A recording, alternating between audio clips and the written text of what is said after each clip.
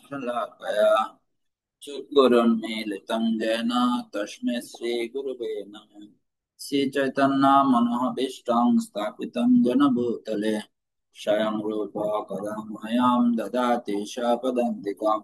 वन्देऽहं श्रीगुरो श्रीयुतापदकमलं श्रीगुरून् वैष्णवाञ्च श्रीरूपं साग्रजातं सहगण रघुनन्दितं तं सजीवं साद्वैतं सवधूतं परिजनसहितं कृष्ण चैतन्य देवं श्री राधा कृष्ण प्रधान सहगण ललिता श्री विशाखान्वितं च नमयं विष्णुपदाय कृष्ण प्रेष्ठाय भूतले श्रीमते भक्ति वेदांत स्वामिनिधि नामिने नमस्ते सरस्वती देवे गौरवाणी प्रचारिणे निर्विशेष शून्यवादी पश्चात् देशतारिणे पञ्चाकल्पतरुश्च कृपा सिन्धुभ्येव च पतितानां पावनेभ्यो वैष्णवेभ्यो नमो नमः।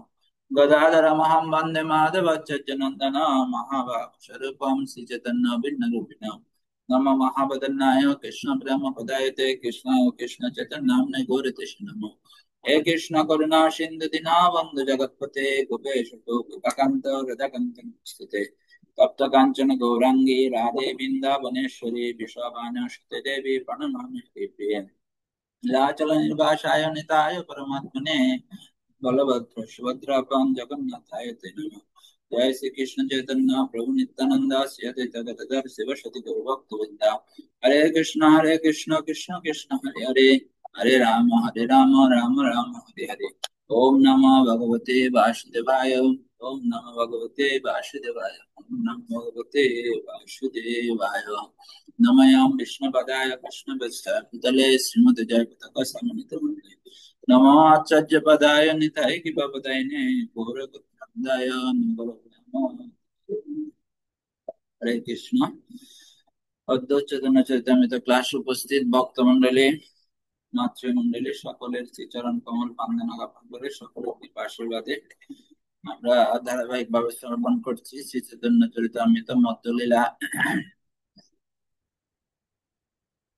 ত্রয়োদশ অধ্যায় রথাগ্রে চৈতন্য মহাপ্রভু নিত্য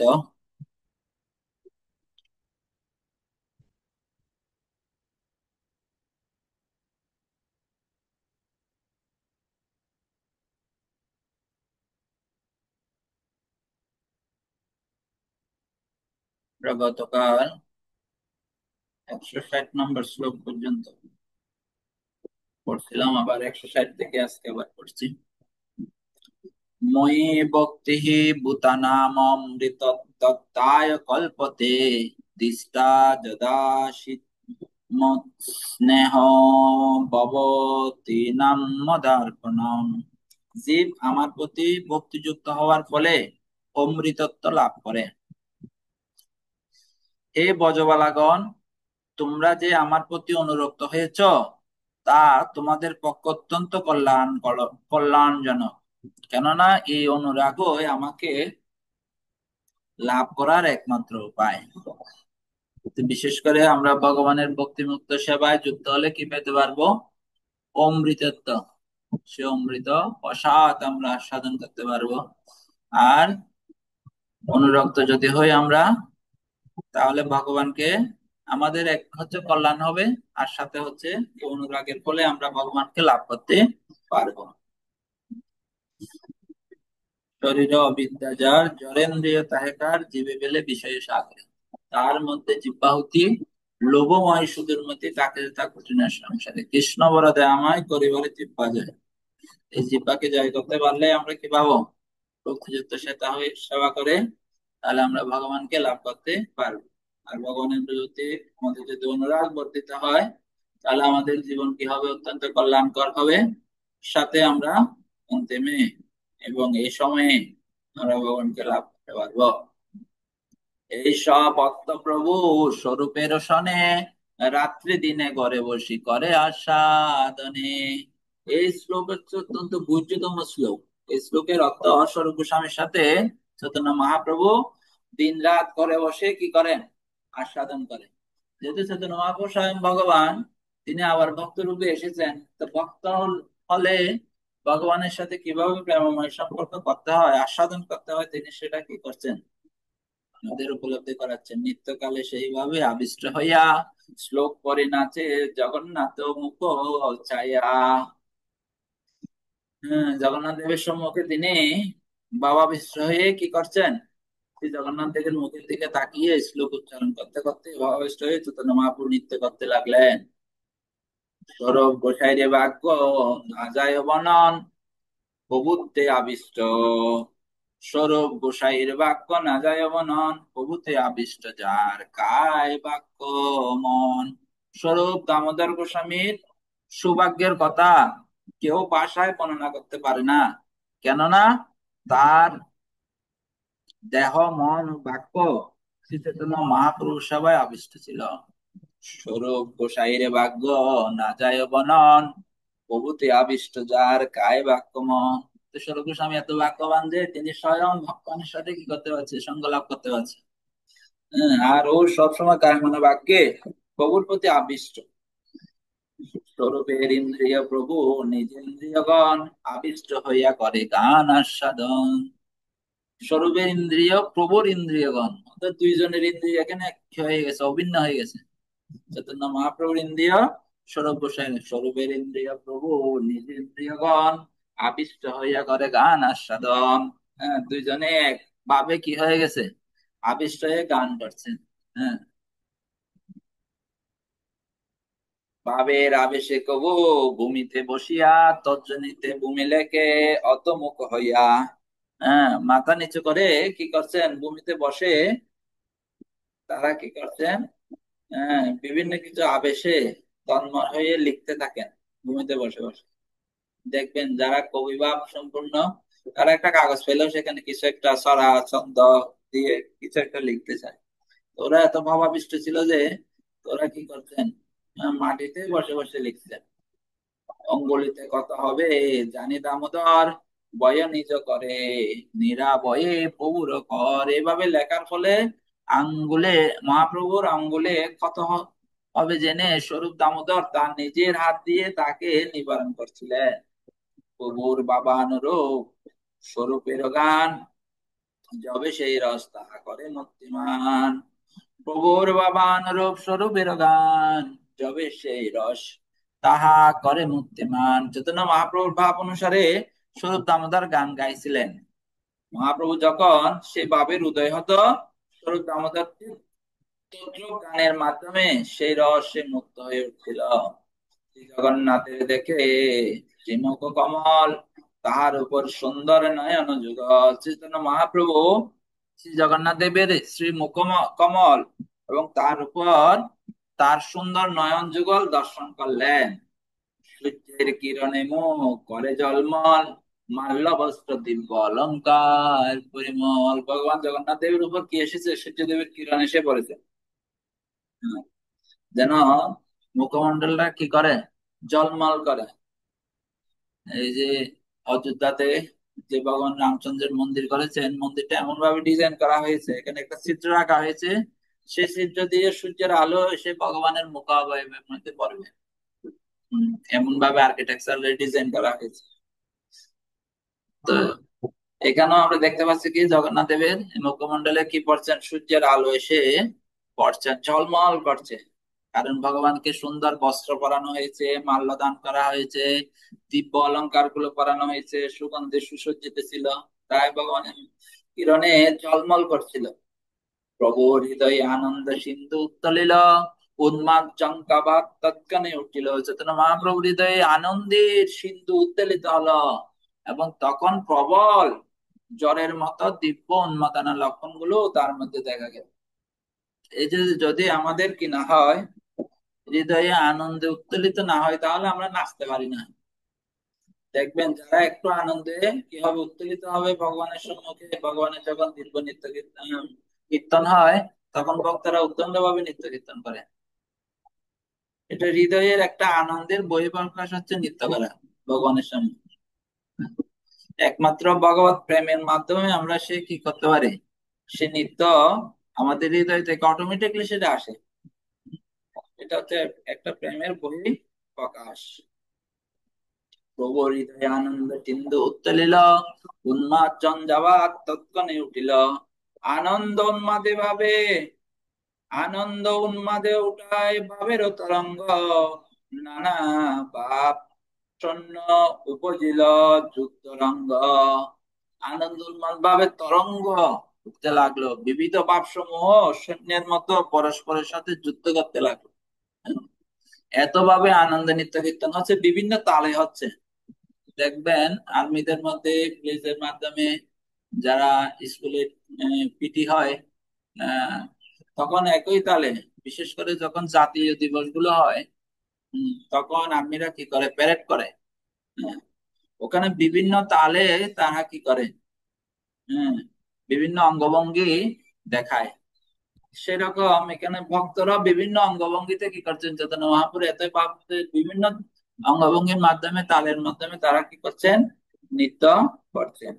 বাবোদয় বাপ শান্তি সন্ধি সাবল্য, সঞ্চারী সাত্বিক স্থায়ী স্বভাব বাবুল্য। বাবোদয় বাপ শান্তি সন্ধি সাবল্য, সঞ্চারী সাত্বিক স্থায়ী স্বভাব বাবুল্য। বাবের লক্ষণগুলো বর্ধিত হতে লাগলো। এভাবে বাবের উদয়, বাবের শান্তি, সন্ধি, সাবল্য, সঞ্চারী সাত্বিক, এগুলো স্থায়ী ভাব সমূহ প্রাবল্য দেখা দিল।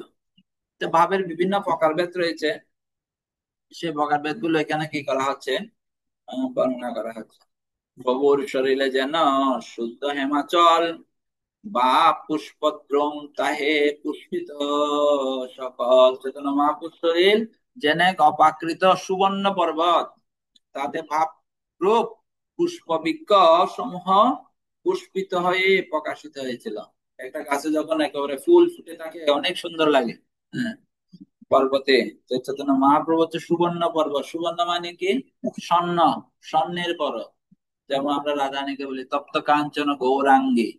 তপ্ত কাঞ্চন মানে কি, স্বর্ণ। স্বর্ণকে গলায় ফেললে, তরল হয়ে গেলে যেরকম ঝলমল ঝলমল করে, রাধারানী হচ্ছে সেরকম। আর রাধারানীর ভাব এবং কান্তি নিয়ে কে আবির্ভূত হয়েছেন, চৈতন্য মহাপ্রভু আবির্ভূত হয়েছে। সেজন্য এখানে চৈতন্য মহাপ্রভু বলছে অপাকৃত, প্রাকৃত নয়, জড় নয়, চিন্ময় সুবর্ণ পর্বত। দেখিতে প্রভুর শরীরে যেন শুদ্ধ হেমাচল, হেমাচল মানে অপ্রাকৃত সুন্দর। দেখিতে আকর্ষয়ে সবার চিত্তমন, প্রেমামৃত বিশ্বে প্রভু সিঞ্চে সবার মন। এটা দেখে সবাই কি হচ্ছে, তাদের চিত্ত হৃদয় আকর্ষণ করছে, হরণ করছে, আর সবাই প্রেমামৃতে কি হচ্ছে, বাঁচতেছে। এই সমস্ত লক্ষণগুলো দর্শনে সকলের চিত্ত মন আকৃষ্ট হয়েছিল চৈতন্য মহাপ্রভু যেন প্রেমামৃত বর্ষণ করে সকলকে সিক্ত করছিলেন। যেমন এখন আমরা কিসের, বৃষ্টি জলে সিক্ত হচ্ছি, আর এখানে চৈতন্য মহাপ্রভুর এই কৃপা প্রেমামৃত বর্ষণে সকলেই কি হয়, সিক্ত হয়। যখন আমাদের গুরু মহারাজরা আসে, গুরু মহারাজ আসে, আহ, ওনাদেরকে আমরা দর্শন করে, ওনাদের কাছ থেকে হরিকথা শ্রবণ করে, ওনাদের হাত থেকে আমরা প্রসাদ পেয়ে, ওনাদের ঝলক দর্শন করে আমরা কি হয়ে যায়, হ্যাঁ, সার্থক হয়ে যায়। অনেক তো আমাদের যখন বিশেষ করে গুরু মহারাজ আসে, অনেক ভক্ত চট্টগ্রামে যদি আসে, তাহলে দেখা যায় রংপুর, দিনাজপুর, অনেক দূর থেকে ভক্তরা এখানে আসে। হ্যাঁ, অনেক সময় কি 8 ঘন্টা, 10 ঘন্টা, 12 ঘন্টা জার্নি করে, অনেক ক্লান্ত হয়ে, অনেক টাকা গাড়ি ভাড়া খরচ করে, যারা চাকরি করে তাদের ছুটি নিয়ে আসতে হয় এত দূরে। হুম, কেন আসে, শুধু গুরু মহারাজকে একটু দর্শন করার জন্য, গুরু মহারাজের কাছে সে একটু হরিকথা শ্রবণ করার জন্য। হরিকথা তো এখন অনলাইনে সব জায়গা থেকে শোনা যায়। হ্যাঁ, মুখ্য উদ্দেশ্য হচ্ছে দর্শন করা, সরাসরি দর্শন করা। এখন ভার্চুয়ালিও দর্শন করা যায়। গুরু মহারাজ যেখানে পাঠ দিচ্ছে আমরা ওখান থেকে দর্শন করতে পারি, শুনতে পারি। কিন্তু ওটা দেখা সরাসরি, আর ওটার মধ্যে অনেক পার্থক্য আছে। আমাকে কয়েক মাস আগে একজন ভক্ত বলছিল, মায়াপুরে, উনি মায়াপুরে গিয়েছিলেন, আমাদের পূর্ব আমেরিকা থাকে। ওনার কথাটা আমার খুব ভালো লেগেছে। তো মায়াপুরে এসে রাধা মাধবকে দর্শন করা, পঞ্চতত্ত্ব নৃসিংহদেবকে দর্শন করা, সেটা মিষ্টি খাওয়ার মতো, মিষ্টি খেলে যেরকম স্বাদ, হম, আর মিষ্টির ছবি দেখলে যেরকম সেরকম। আমরা একটা মিষ্টির ছবি দেখতে পারি, বিভিন্ন জায়গার মিষ্টি দেখতে পারি, যেরকম আমাদের একটা উপলব্ধি হবে, আর কি মিষ্টিটা যখন খাবো তখন স্বাদ, হ্যাঁ, শরীরে যে রোমাঞ্চিত হয়, হ্যাঁ, প্রেমান, হ্যাঁ, প্রেমামৃত বর্ষণ হয়, তখন খাওয়ার সাথে সাথে সেটা কি করা যায়, গ্রহণ করার সাথে সাথে বুঝে যায়। এখানেও কি চৈতন্য মহাপ্রভু দর্শন করে, প্রেমামৃত বর্ষণ করে চৈতন্য মহাপ্রভু সবাইকে সিদ্ধ করছে। জগন্নাথ সেবক যত রাজপাত্রগণ, যাত্রী লোক নীলাচলবাসী যতজন, প্রভুর নিত্য প্রেম দেখি হয় চমৎকার, কৃষ্ণ প্রেমে উচ্ছ্বলিল হৃদয় সবার।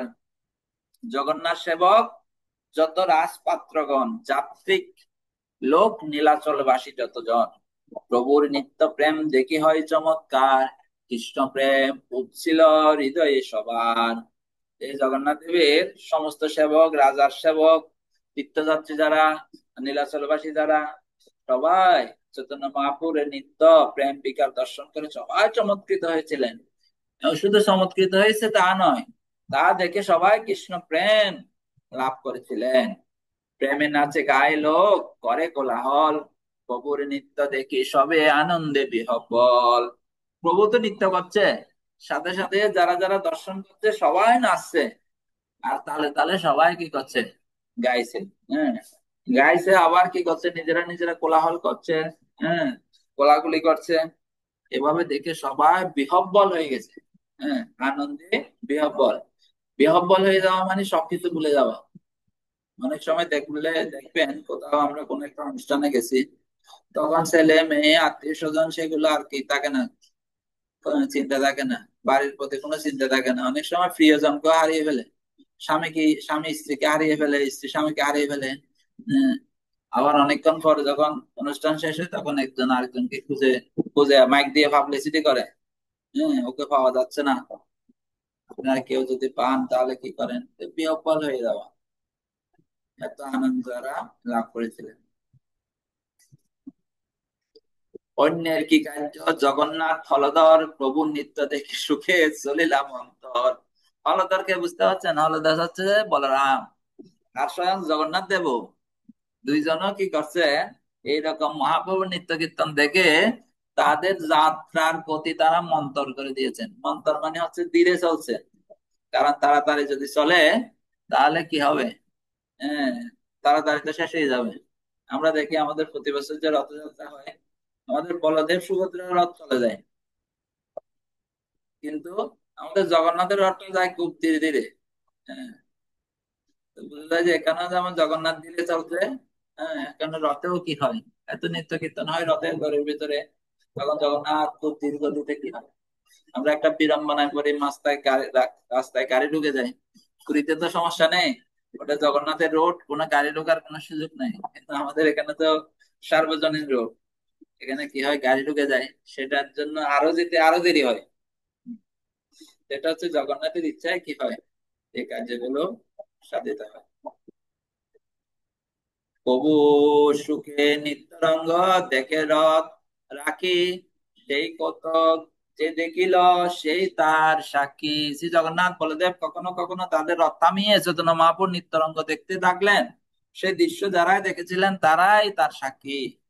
এই মতো প্রবল নৃত্য করিতে ভূমিতে, পথাবৃত্তের আগে লাগিলা পড়িতে, সম্ভবে পথাবৃত্ত প্রভুকে ধরিল, তাহাতে দেখিতে প্রভুর বাহ্য জ্ঞান হলো। রাজা দেখি মহাপ্রভু করেন ধিক্কার, শ্রী শ্রী বিষয়ের স্পর্শ হইল আমার। হ্যাঁ, এভাবে ঘুরে ঘুরে নৃত্য করতে করতে চৈতন্য মহাপ্রভু মহারাজ প্রতারকদের সামনে এসে মূর্ছিত হয়ে পড়ে যাচ্ছিলেন। তখন রাজা প্রতাপরুদ্র মহাসম্ভবী চৈতন্য মহাপ্রভুকে ধরলেন। তাকে দেখে চৈতন্য মহাপ্রভু বাহ্য জ্ঞান হলো। রাজাকে দেখে তিনি নিজেকে ধিক্কার দিয়ে বলতে লাগলেন, শ্রী শ্রী আমার বিষয়ের স্পর্শ হলো। মহাপ্রভুর একটা বিশেষ লীলা, অনেকদিন ধরে যাচ্ছিল, প্রতাপরুদ্র মহাপ্রভু কি করবেন, পাদ প্রক্ষালন করবেন, সে সৌভাগ্য মহাপ্রভু দান করেনি। আর এখানে মহাপ্রভু তো সব জানে অন্তর্যামী, তিনি এসেই তার সামনে পড়ে গেছে, আবার বলছে, আবার রাজাকে কি করছে, নিন্দামন্দ করছে। আমরা দেখতে পাই আগেকার রাজারা কত ওনারা ভাগ্যবান ছিল এবং ভগবানের প্রতি অনুরক্ত ছিল।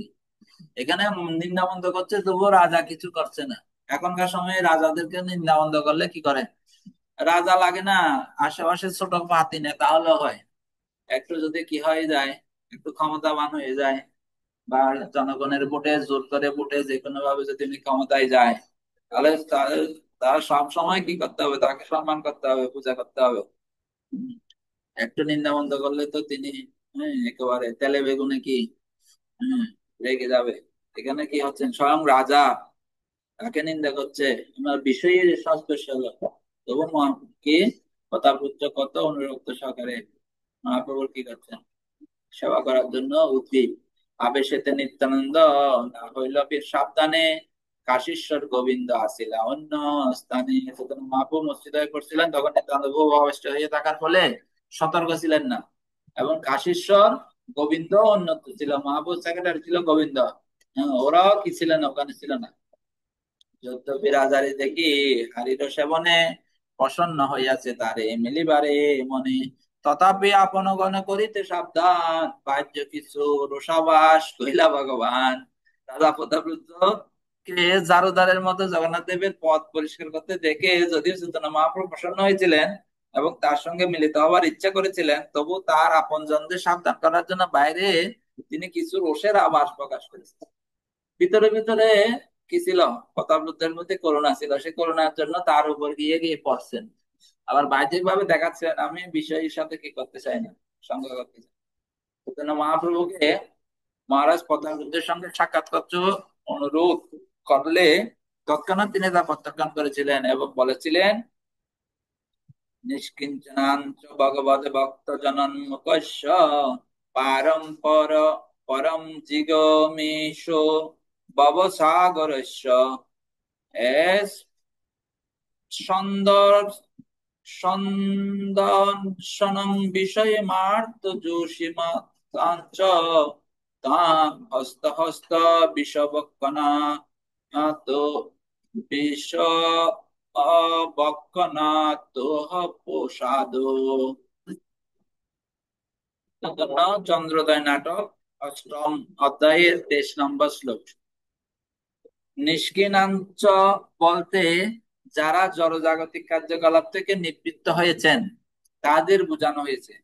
এই ধরনের মানুষেরাই কেবল সংসার সমুদ্রে উত্তীর্ণ হওয়ার জন্য ভগবত ভক্তির পন্থা অবলম্বন করতে পারেন। এই ধরনের মানুষদের পক্ষে বিষয়ীদের সঙ্গে এবং স্ত্রীলোকদের সঙ্গে মুখোমুখি ভাবে মেলামেশা করা অত্যন্ত বিপজ্জনক। যারা ভগবত ধামে ফিরে যেতে চান তাদের পক্ষে এই বিষয়ে অত্যন্ত সাবধান হওয়া উচিত। তার অন্তরঙ্গ ভক্তদের সেই সমস্ত তথ্য শিক্ষা দেওয়ার জন্য মহারাজ প্রতাপরুদ্র যখন তাকে স্পর্শ করেছিলেন, তখন চৈতন্য মহাপ্রভু বাইরে এরূপ রোষ প্রকাশ করেছিলেন। চৈতন্য মহাপ্রভু যেহেতু রাজার বিনীত ব্যবহারে অত্যন্ত সন্তুষ্ট হয়েছিলেন, তাই তিনি স্বেচ্ছায় রাজাকে তার শ্রী অঙ্গ স্পর্শ করতে দিয়েছিলেন, কিন্তু তার অন্তরঙ্গ পার্ষদদের সাবধান করার জন্য বাইরে রোষ প্রকাশ করেছিলেন।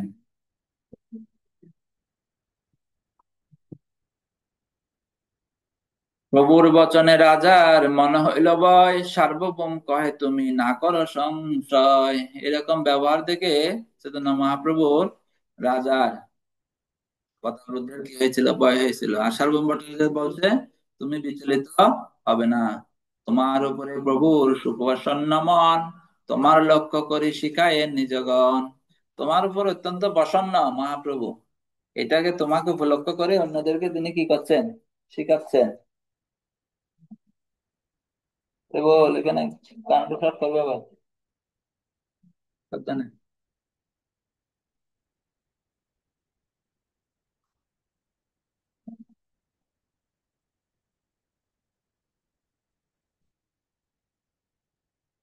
তাৎপর্য, আপাত দৃষ্টিতে মহারাজ প্রতাপরুদ্র যদিও ছিলেন কামিনী কাঞ্চনে আসক্ত বিষয়ী, কিন্তু ভগবত ভক্তির প্রভাবের অন্তরে তিনি পবিত্র হয়েছিলেন। শ্রী জগন্নাথ দেবের সন্তুষ্টি বিধানের জন্য রথযাত্রার পথ তাকে ঝাড়ু দিয়ে পরিষ্কার করতে দেখে তা বোঝা গিয়েছিল। আপাত দৃষ্টিতে কোনো মানুষকে কামিনী কাঞ্চনে আসক্ত বিষয় বলে মনে হতে পারে, কিন্তু তিনি যদি অত্যন্ত দীনভাবে পরমেশ্বর ভগবানের শরণাগত হন, তাহলে আর তিনি বিষয়ী থাকেন না।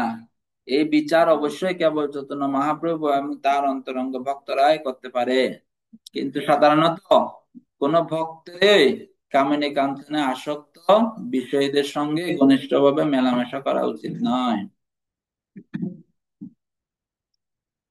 অবসর জানি আমি করিব নিবেদন, সেই কালে যাই করিহ প্রভুর মিলন। সার্বভৌম ভট্টাচার্য বলেন, অবসর বুঝে আমি তার কাছে গিয়ে নিবেদন করব। এবং তখন আপনি মহাপুরুষ সঙ্গে সাক্ষাৎ করবেন। তবে মহাপ্রভুর রথ প্রদক্ষিণ করিয়া রথ পাছে যায় ঠেলে রথ দিয়া, তখন যেন মহাপ্রভু শ্রী জগন্নাথ দেবের রথ প্রদক্ষিণ করে রথের পিছনে গিয়ে মাথা দিয়ে রথ ঠেলতে লাগলেন। ঠেলিতে চলিল রথ হর হর করি, চতুর্দিকে লোক সব বলে হরি হরি। ঠেলিতে চলিল রথ হর হর করি, চতুর্দিকে লোক বলে হরি হরি। ঠেলিতে চলিল রথ হর হর করে, চতুর্দিকে লোক সব বলে হরি হরি। আজকে তাহলে আমরা এখানে বিশ্রাম দান করি। হরে কৃষ্ণ কৃষ্ণ কৃষ্ণ হরে হরে, হরে রাম রাম রাম হরে হরে। আমাদের নিতাই প্রভু শ্রীপাদ তামাল শ্যাম প্রভু মঙ্গলময় কৃষ্ণ প্রভু অনেক বরিষ্ঠ বক্তারা রয়েছেন, তাদের কাছ থেকে আমরা রথের একটু উপলব্ধি শুনতে পারি।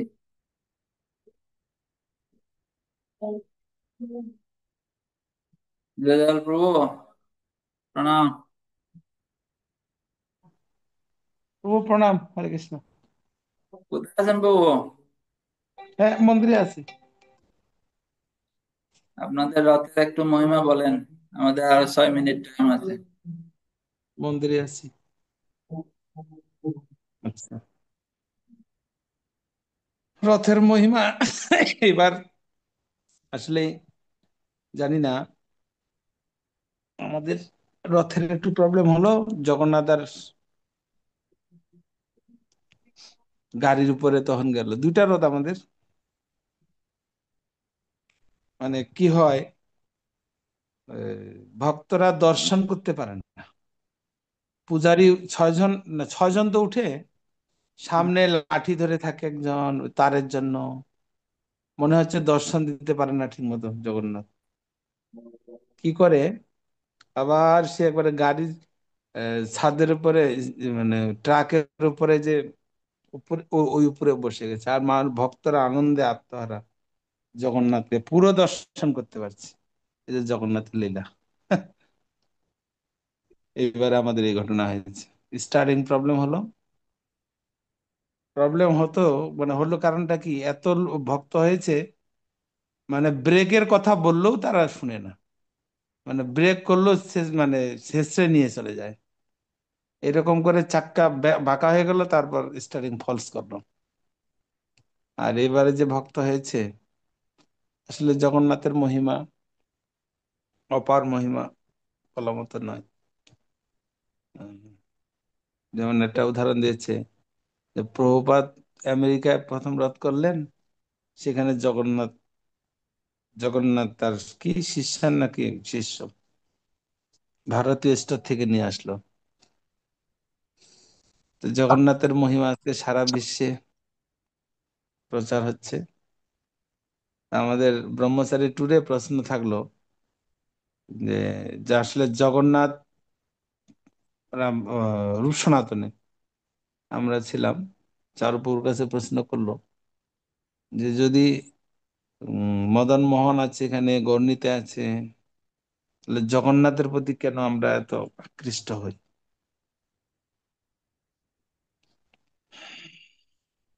তো ভগবান যে এই মূর্তি হচ্ছে সবচেয়ে কৃপার মূর্তি, এই জন্য কৃপা দান করার জন্য তিনি মন্দির থেকে বেরিয়ে আসেন, ভগবানের 8টে রূপ। ভালো লাগলো।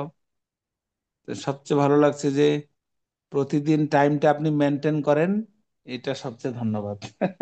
আমরা তো মাঝে মাঝে, আমি মানে বিভিন্ন প্রোগ্রামে ঢুকতে পারি না, কিন্তু দেখি যে এই যে টাইম মেনটেন করে আপনি প্রতিদিন যেখানে থাকেন না কেন সময় দেন। মাঝে মাঝে জয়েন করতে পারি না আর বউ, এইভাবে ছাড়া, হ্যাঁ, মাঝে মাঝে জয়েন করতে পারি না, বিভিন্ন জায়গায় থাকি। এইভাবে ছাড়া কোনো হ্যাঁ, না সেটা ঠিক আছে, কিন্তু এইভাবে ছাড়া আমরা যত ভাগবতম ওই সেমিনার ক্লাসে যা পড়া পড়া হয়েছে ওই রকমই